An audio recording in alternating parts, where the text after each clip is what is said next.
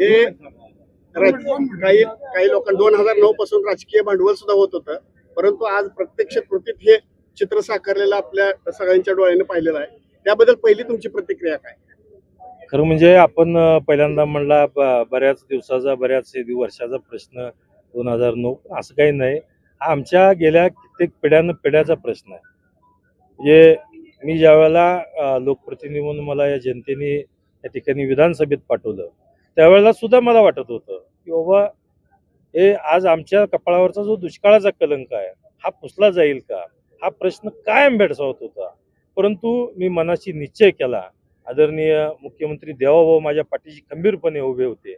त्यामुळं या ठिकाणी जे मी विधानसभागृहामध्ये जी हाक दिली, देवाभावांना दिली, अख्ख्या सभागृहाला दिली, की आम्ही दुष्काळात जरी जन्मलो असलो तरी आम्हाला दुष्काळात मरू देऊ नका, एवढी यातना या ठिकाणी त्या सभागृहात केल्यानंतर सभागृहात आदरणीय देवाभाऊंनी सुद्धा पॉझिटिव्ह उत्तर दिलं. आणि पॉझिटिव्ह उत्तर दिल्यानंतर याच्यामध्ये भयंकर अडचणी होत्या, भयंकर अडचणीचे डोंगर होते. पण अडचणीचे डोंगर आदरणीय देवाभाऊ साथ असल्यामुळं, त्यांचा पाठीवर आशीर्वाद असल्यामुळं त्या सगळ्या अडचणी दूर केल्या. आणि अडचणी दूर करून त्या ठिकाणी आपण बघताय 700 कोटीची ही आपल्या मंगळवेढा उपसा सिंचन योजना आज या ठिकाणी कार्यान्वित झालेली आहे. त्याच्या पहिल्या टप्प्याचं काम चालू होत आहे. आता काही दिवसांनी दुसऱ्या टप्प्याचं येईल आणि तिसऱ्या टप्प्याचं, असे 3 टप्प्याची ही योजना आहे. तिन्ही टप्प्यामध्ये ही योजनेचं काम पूर्ण झाल्यानंतर या मंगळवेढ्यातील दक्षिण भागातील सर्व जनतेला, शेतीला पिण्याचं पाणी असेल, जनावरांना लागणारं पाणी असेल, हे 100% उपलब्ध होईल. आता बऱ्याच दिवसापासून आंदोलन होत होते आणि बऱ्याच नेते मंडळी जात होते, पण आता 700 कोटी 75 लाखाची योजना आहे, तर लोकांची काय भावना आहे? आता आंदोलक सुद्धा आमचे अंकुशराव पडोळे आमच्याच बरोबर आहेत. आणि खरं म्हणजे अंकुशराव पडोळ्यांचं आमचं राजकीय आता समोरच आहेत.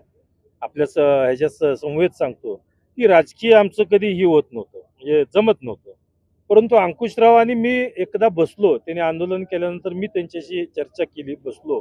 आणि त्यांना विश्वास, कारण त्यांचंही बरोबर होतं. आंदोलन करत असताना पाणी येतंय, बरंच झालंय, त्याला टोकन आलं, हे आलं, ते आलं, हे सगळं झालं, परंतु पाणी कधी आलं नव्हतं. परंतु या अशाच माध्यमातून मलाही तसंच वाटत होतं की पाणी, मी पहिल्यांदाच आपल्याला सांगितलं, पाणी येईल का नाही, हा प्रश्न सुटेल का नाही. परंतु अशी शंका आंदोलक असतील किंवा मंगळवेढ्यातील जनता असेल, त्यांच्या मनात येणं सुद्धा हे काही चुकीचं नाही आहे. त्यांच्याही मनात असे प्रश्न होते. त्यामुळं आम्ही सांगून सुद्धा ते आंदोलन करायचे. पण ज्या वेळेला या बैठका अंकुशरावांना आणि सर्व त्यांच्याबरोबर सहकार्य असणारे आंदोलक होते, त्या सगळ्यांना घेऊन गेल्यानंतर त्यावेळेला त्यांना विश्वास बसला. आणि विश्वास बसल्यानंतर त्यांनी म्हणले, आम्ही राजकारण करायचं कशासाठी, की आम्ही पाण्यासाठीच करणार आहे.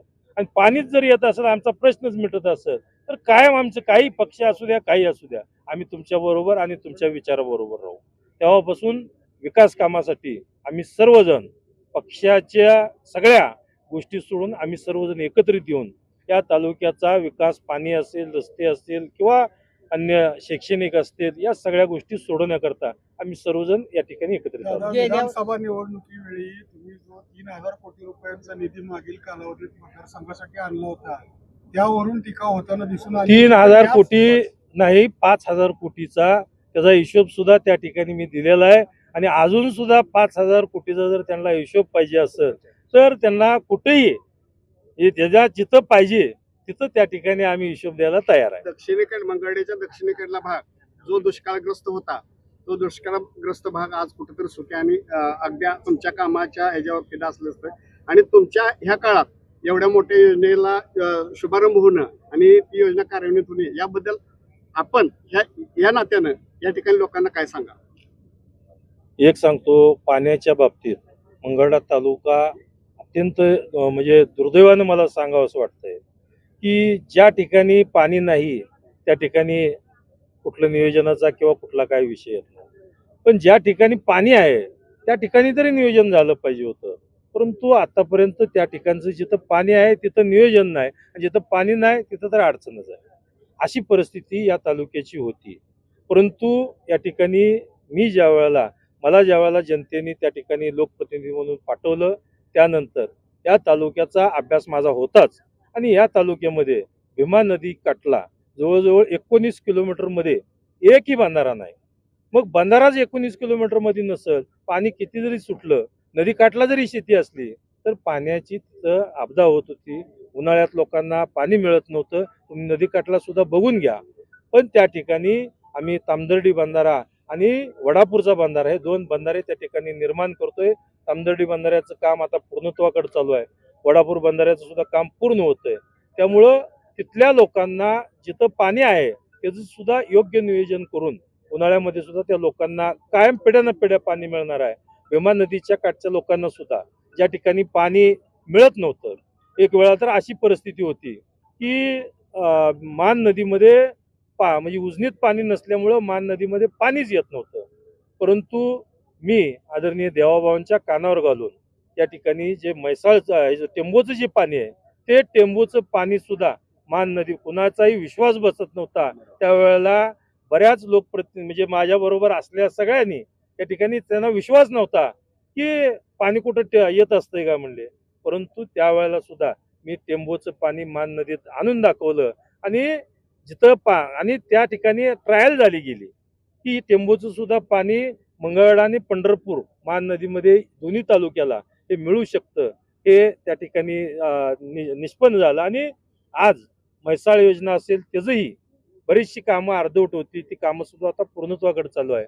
त्यात सुद्धा पाण्याचं योग्य नियोजन करून या तालुक्याला 100% सर्व जमिनीला इरिगेटेड करण्याकरता त्या ठिकाणी आमचा प्रयत्न आहे. आणि आम्ही तो म्हैसाळ योजना असेल, मान नदीचा काठ असेल, भीमा नदीच्या काठचे असेल किंवा हा उपसा सिंचन असेल, त्यामुळं मंगळवेढा तालुक्याचा पाण्याचा प्रश्न पुढच्या पिढ्याचा हा आमचा संपणार आहे. दादा, तुमच्या मतदारसंघातून जाणाऱ्या शक्तीपीठ महामार्गाचं जुनं रेखांकन बदललं आहे. कासेगाव कर्डी परिसरातून मागणी होती. 3 आमदार एकत्रित उपस्थित राहून पंढरपुरात समर्थकांचा मेळावाही झाला. तुमची भूमिका काय आहे? खरं म्हणजे त्या ह्याच्यामध्ये मला तसं ऐकायला मिळालं, मी वरवर माहिती घेतली. टेक्निकली त्याच्यामध्ये काहीतरी थोडेसे प्रॉब्लेम दिसतात नॅशनल हायवेने, काहीतरी त्याच्यावर आक्षेप घेतलेले आहेत. त्यामुळं या पॅरलल रस्ता होतोय याकरता टेक्निकली नॅशनल हायवेने त्याच्यावरती सांगितलेलं आहे. परंतु या ठिकाणी आदरणीय मुख्यमंत्री महोदयांशी येणाऱ्या आठवड्यात आम्ही वेळ घेतोय.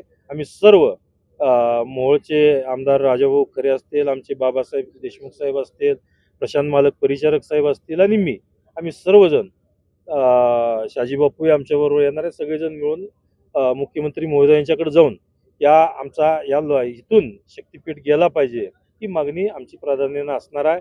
लोकांचीच मागणी आहे याच्यामधून की ही शक्तीपीठ गेल्यानंतर इथला दळणवळण मोठ्या प्रमाणात होईल, लोकांचा विकास झपाट्याने होईल, लोकांच्या जमिनीला किमती येतील. एखादा उद्योग या मोठ्या हायवेच्या निमित्तानं जरी आला तरी सुद्धा हजारो युवकांच्या सुद्धा हाताला काम लागू शकतं.